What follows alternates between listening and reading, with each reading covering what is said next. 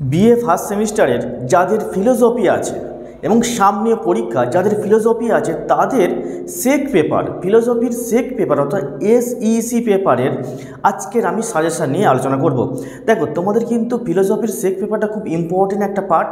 যারা philosophy honours নিয়ে পড়ছো তাদের এই সেক পেপারের সাজেশানটা খুব কিন্তু ইম্পর্টেন্ট হতে চলেছে আজকের এই ভিডিওর মাধ্যমে। আমি তোমাদের কিন্তু বলে দেবো, একদম হাতে গোনা কয়েকটি কোশ্চেন তোমাদের বলবো, আর সেই কটা কোশ্চেন তোমরা যদি পড়ে যাও তাহলে কিন্তু তোমাদের কিন্তু 100% তোমরা এই ভিডিও থেকে কমন পেয়ে যাবে। দেখো, তোমাদের প্রথমে কোশ্চেন প্যাটার্নটা নিয়ে বলি। তোমাদের কিন্তু ফিলোসফিতে 15 নম্বরের 3টে কোশ্চেন থাকে, 3, 15, 45, দুটো 10 নম্বরের কোশ্চেন থাকে, মানে 10 দোকানে 20, তাহলে কি 45 আর 20 কী হলো 65, আর দুটো 5 নম্বরের কোশ্চেন পড়ে।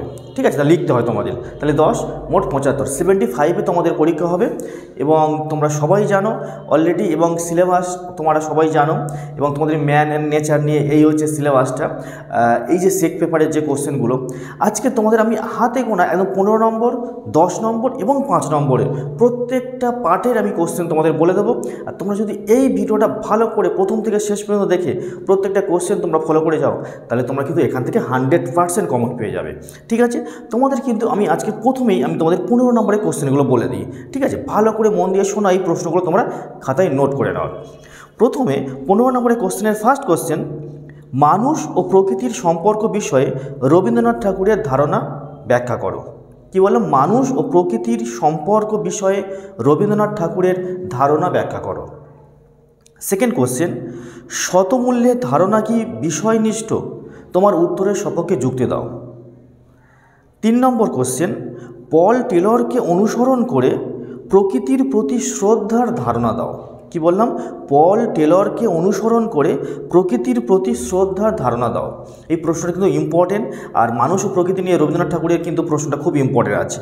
ঠিক আছে, নেক্সট কোশ্চেন, গভীর ও অগভীর বাস্তুতন্ত্রের মানে কাকে বলে, আর এদের মধ্যে পার্থক্যটা আলোচনা করো। এদের গভীর অগভীরের পার্থক্যটা কিন্তু খুব ইম্পর্টেন্ট আছে। ঠিক আছে, নেক্সট কোশ্চেন, প্রকৃতির শতমূল্য হিসাবে অ্যাডফিল্ডের বক্তব্য আলোচনা করো। নেক্সট কোশ্চেন, মহাকাব্যে মানুষ ও প্রকৃতির সম্পর্ক বিষয়ে যে আলোচনা করা হয়েছে তা ব্যাখ্যা করো। এই হচ্ছে তোমাদের 15 নম্বরের কোশ্চেন। এইগুলোই পড়লেই কিন্তু তোমাদের হয়ে যাবে। এবার এই প্রসঙ্গে বলে রাখি, দেখো 15 নম্বরের কোশ্চেন মানে যে শুধু 15তে পড়বে এমনটা নয়। 15 নম্বরের কোশ্চেন অনেক সময় আবার 10এও দিয়ে দিতে পারে। 10এ দিলে একটু ছোট করে লিখবে, তোমাদের তো এখানে শব্দ সংখ্যা পুরো লিমিট করে দেওয়া আছে, তাহলে 10এও পড়তে পারে, 10এর কোশ্চেন আবার 15তে আসতে পারে। এইভাবে 5, 10 বিভিন্ন রকমভাবে ঘুরিয়েও দেয়। ঠিক আছে, একটু খেয়াল করে তোমরা কিন্তু অ্যান্সারগুলো করতে হবে। এবার আমি তোমাদেরকে 10 নম্বরের কোশ্চেনগুলো বলবো।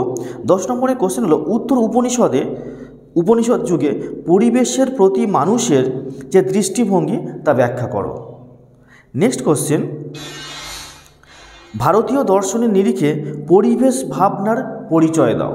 কি বললাম? ভারতীয় দর্শনের নিরিখে পরিবেশ ভাবনার পরিচয় দাও।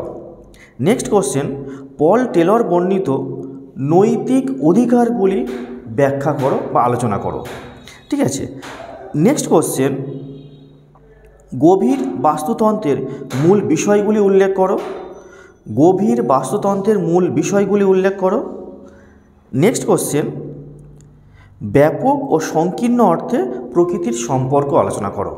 এই মাত্র গুটি কয়েক 10 নম্বরের কোশ্চেন। ঠিক আছে, এই কটা কোশ্চেন করলে কিন্তু তোমাদের হয়ে যাবে। নেক্সট পার্টে তোমাদের কিন্তু আমি 5 নম্বরের কোশ্চেনগুলো বলবো। দেখো, 5 নম্বরের কোশ্চেনগুলো কিন্তু দুটো পড়বে, মাত্র কয়েকটা কোশ্চেন তোমাদের দেব। শতমূল্য ও পরতমূল্যের মধ্যে পার্থক্য আলোচনা করো। এগুলো অনেক সময় টিকা আকৃতিও দিয়ে দেয়। 2 নম্বর, নেক্সট কোশ্চেন, প্রকৃতির মূল্য সম্পর্কে ক্যালিকট ও রলস্টনের মত ব্যাখ্যা করো। প্রকৃতির মূল্য সম্পর্কে ক্যালিকট ও রলস্টনের মতটি ব্যাখ্যা করো। নেক্সট কোশ্চেন, প্রকৃতির শতমূল্য বলতে কী বোঝো? নেক্সট কোশ্চেন, রামচন্দ্র গুহ গভীর বাস্তুতন্ত্রের যে সমালোচনা করেছেন তা উল্লেখ করো। আর লাস্ট কোশ্চেন, জি.ই. মুরের শতমূল্যের ধারণা ব্যাখ্যা করো। এই হচ্ছে তোমাদের কিন্তু 15, 10 এবং 5 নম্বরের কোশ্চেন। এই কোশ্চেন কটা করলেই তোমাদের হয়ে যাবে, এর বাইরে একটাও কোশ্চেন পড়বে না। তোমরা কিন্তু এই কোশ্চেনটা ভালো করে প্র্যাকটিস করো। আগে আশা করি তোমাদের অনেক কোশ্চেন এর মধ্যে প্র্যাকটিস হয়ে আছে, তবে লাস্ট টাইম হিসাবে একদম এই কোশ্চেনগুলো তোমরা ভালো করে দেখে যাও, তাহলে এর মধ্যেই তোমরা কিন্তু 100% কমন পেয়ে যাবে, ঠিক আছে।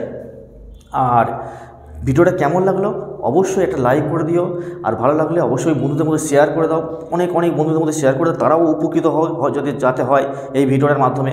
সবাই ভালো থেকো, দেখা হচ্ছে নেক্সট ভিডিওতে।